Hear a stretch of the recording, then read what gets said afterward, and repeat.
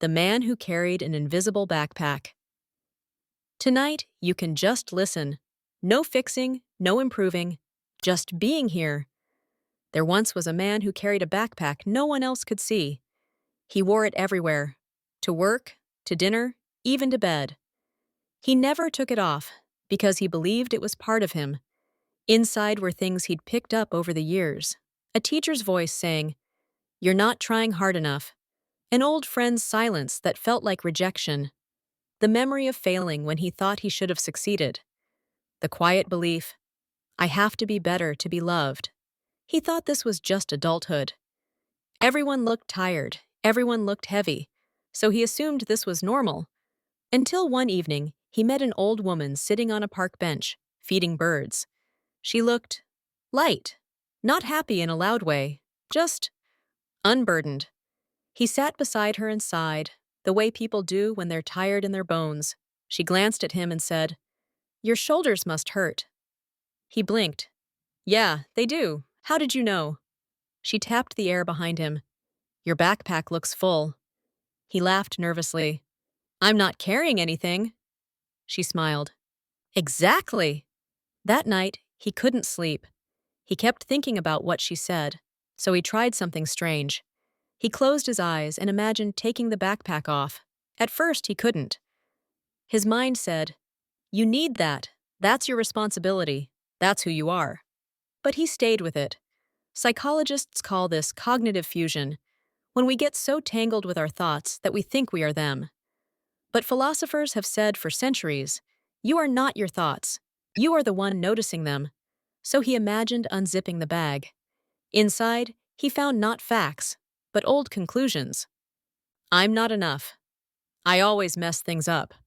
People leave." He held one thought in his hand and asked, "Is this a truth, or just something I learned to believe?" For the first time, he didn't argue with it.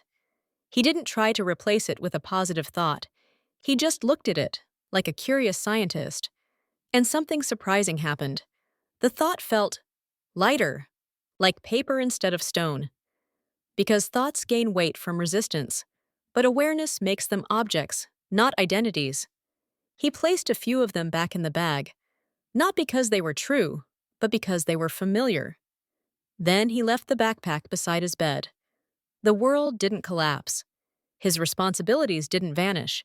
His past didn't rewrite itself, but his chest felt spacious. The next day, he still had problems, still had doubts, still had imperfect conversations. But now, when his mind said, "You're failing again," he quietly answered, "Ah, there's that old voice." Not "I am a failure," but "I am noticing the thought that I am a failure." That tiny shift changed everything. Because between stimulus and response, there is a space. And in that space, you are not your history. You are choice. You are awareness. You are the one watching the backpack, not the one trapped inside it. Tonight, as you lie there, you might notice your own invisible backpack. You don't have to throw it away. You don't have to solve your whole life before sleep. Just imagine setting it gently on the floor. Your nervous system doesn't know the difference between imagination and memory. So even this picture can soften your body. Your shoulders can drop. Your jaw can loosen. Your breath can slow. Nothing about you has to be fixed right now. You are not the weight you carry. You are the awareness beneath it. And awareness doesn't get tired. Sleep now. The backpack will still be there in the morning. But tonight, you get to rest as something deeper than your thoughts.